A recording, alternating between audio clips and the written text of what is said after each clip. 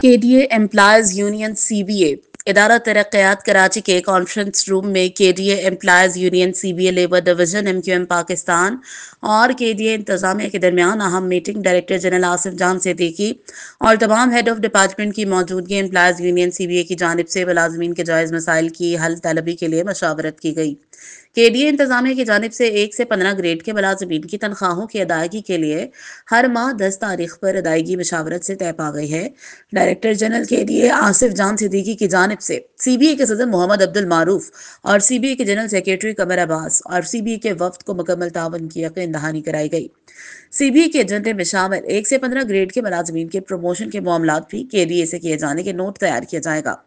KDA इंतजामिया और director general KDA Asif जान सिद्दीकी साहब ने एजेंडे में शामिल तमाम पॉइंट पर तावन की यकीन दहानी कराई। KDA मुलाजमीन के लिए आज बड़ी खुशखबरी है कि KDA इंतजामिया और CBA मुलाजमीन KDA मुलाजमीन के मामलात मुशावरत से तय हो गए हैं। तनख्वाहों की अदायगी अब 1 से 10 तारीख के दरमियान हो जाएगी। CBA इस पर किसी किस्म का कोई समझौता नहीं करेगी।